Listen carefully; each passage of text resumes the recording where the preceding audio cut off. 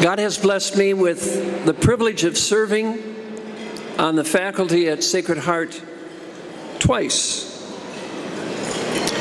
I've always admired our seminary's leadership. I had the privilege of serving under now Bishop Bernie Harrington when I first arrived as spiritual director. He was the one who said, you should go and do some studies in spirituality. Finding a summer program in spirituality back in 1982 was not that easy. There were two programs, both Jesuit, one at Creighton in Omaha, the other at the University of San Francisco in San Francisco. It was my first really difficult discernment of God's will.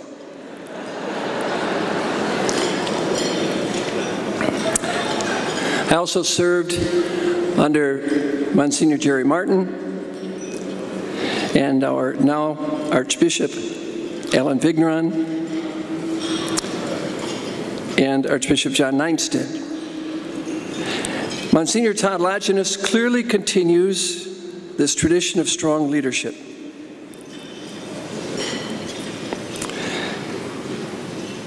He is generous in ways that most people don't know. I want to publicly commend him for the care that he gave to our former Archbishop who died within the past year, Edmund Cardinal Sciacca. Yes, please.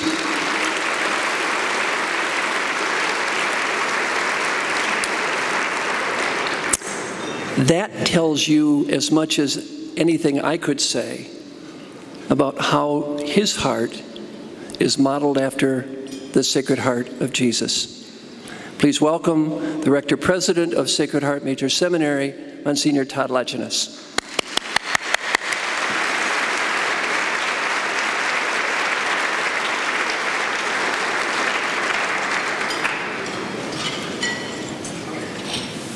Good evening. What a joy and what an excitement for me to be here with all of you. Thank you so much, Monsignor Halfpenny, for your wit, for your humor, for your presence here with us.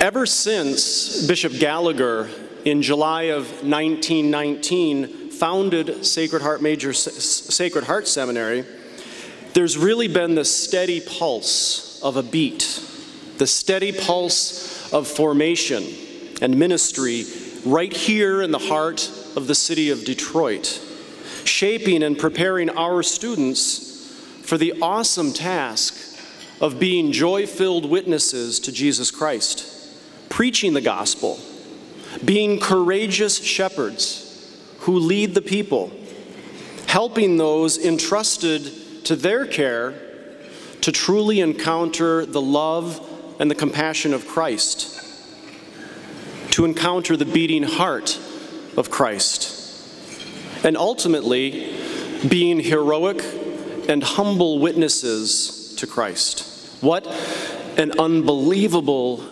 inspiring task this is. In the upper room, we recall from the gospel, when Jesus looked at Thomas, what did he see? He saw a man filled with a lot of different emotions, filled with doubt, filled with fear, perhaps filled with faith as well. And what did he ask him to do? He said, place your hand on my heart. Feel my heart beat. Jesus knew that that one touch, that one moment would forever change St. Thomas. How could it not? He knew the challenges that St. Thomas would face. He knew the challenges that the others would face. He knew the humanity of St. Thomas.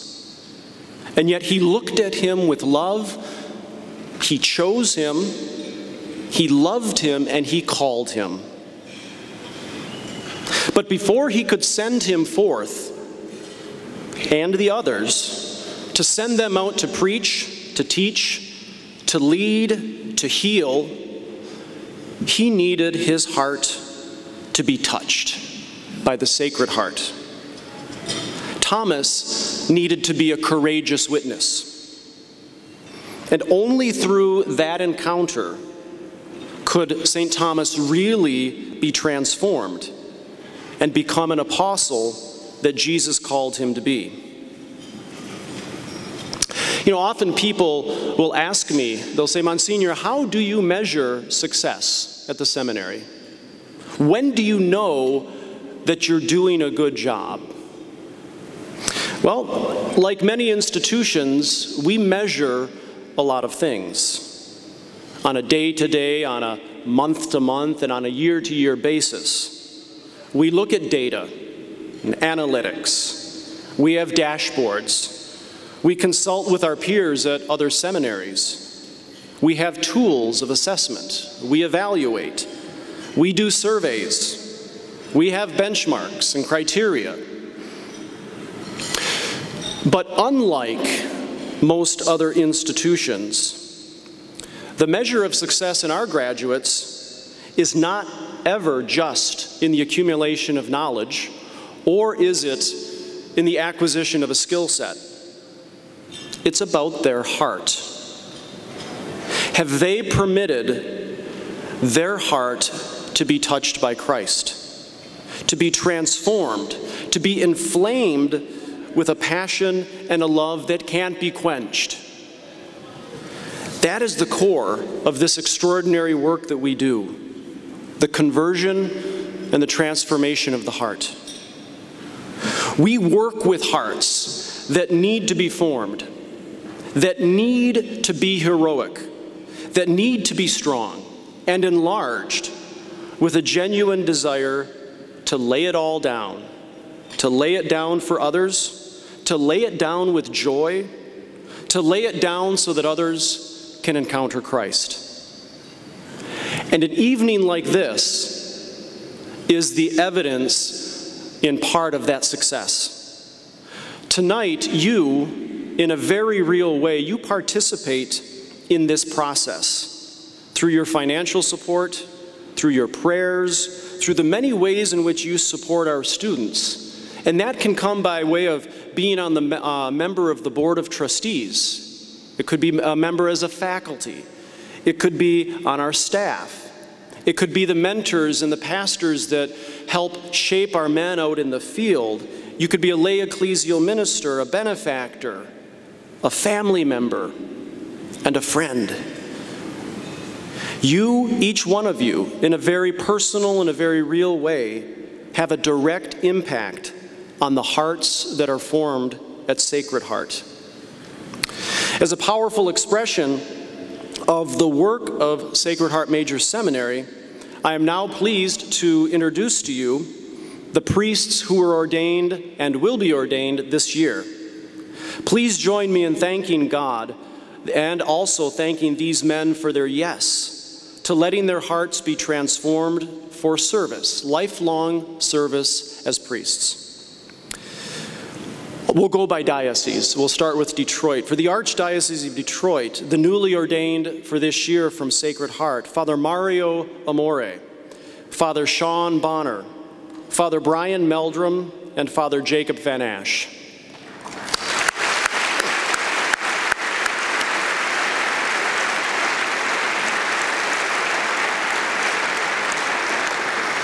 From the Diocese of Marquette, Father Brandon Oman and Father Brad Shoquist.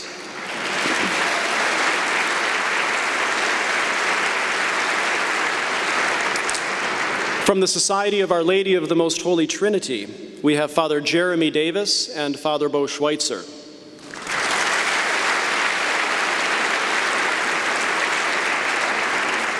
From the Companions of the Cross, there's Father Kenneth Lau and Father Jorge Alvarado Medina.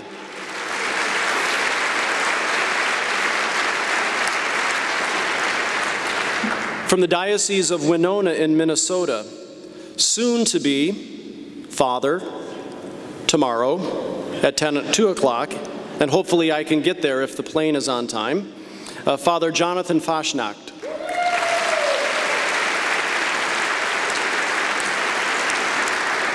From the Diocese of Lansing, soon to be fathers in 36 hours, Father soon to be Bob Basic and David Fons.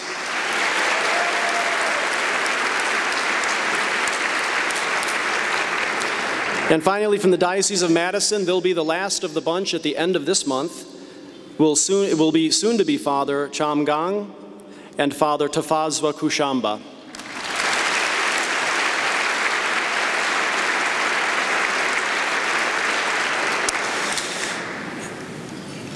In a very real way, I mentioned earlier that so many of our pastors, so many of our priests participate and help us at the seminary in the formation of our men. I do now, an evening like this, as we really celebrate and thank the Lord for the gift of Sacred Heart and the gift of priesthood, I want to recognize all the priests who are here tonight who are alumni of Sacred Heart. If I could ask, if you're a priest and you're an alum of Sacred Heart, if you could stand up and we can say thank you right now.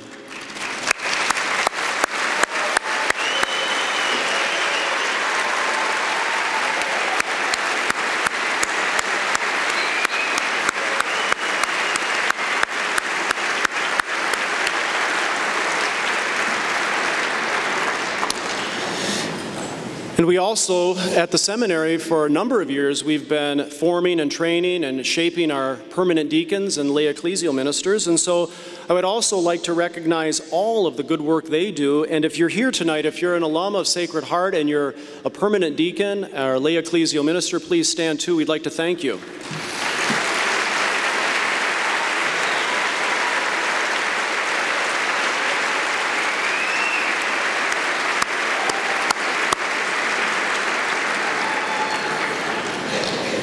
What a blessing really it is that each one of you are here, that we have a chance to say thank you this evening. It's a great gift. At the center of our work in the formation of these heroic shepherds after the heart of Christ, just like those we introduced, at the very core is this formation of those whose hearts are to be enlarged and ready for service. And in preparation for the Gala, we had the opportunity to hear from some of our seminarians as they prepared for ordination right on the doorstep of it. Let's listen, let's watch, and together let's marvel at God's work.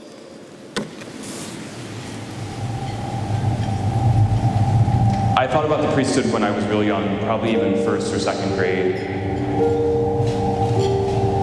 As I was older and I thought about it, that's when it really started to scare me more. Before coming into seminary, I spent 15 years sailing on commercial ships. It was a big decision for me to come back to seminary. Growing up, my faith wasn't very important to me. It was a process for me to deepen my own faith, to get here to the seminary.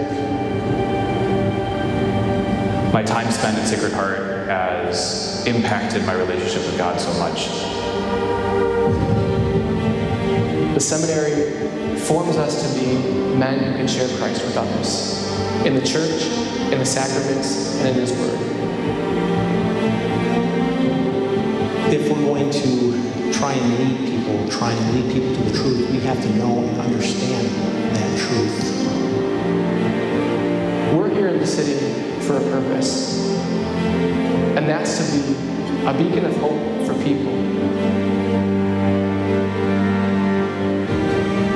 Seminary life, it's really about getting to know Jesus, the gift of being loved by Him, the gift of being saved and redeemed by Him. It makes that road not easy, but it makes it worth it. Sacred Heart Seminary is a training ground for the faith. The support that the faithful give to this seminary is absolutely essential. There's no way that a man would be able to do this for himself without the outside support of others. That has allowed allowed me the freedom to grow in my faith. It has allowed me the freedom to develop as both a human and in my spiritual formation. If the church is important in the world, if it's going to be important, we have to support it with prayer, with the gifts that God gives us first, and we have to support it with our whole being. The new evangelization is not the membership drive. It isn't about rescuing an organization from atrophy. It's about what's in the heart of Jesus. It's about what he cares about, what he's hungry for. How can we fail to make whatever sacrifice is necessary to give Jesus what he wants, what he hungers for, what he died for, and what his life is for? The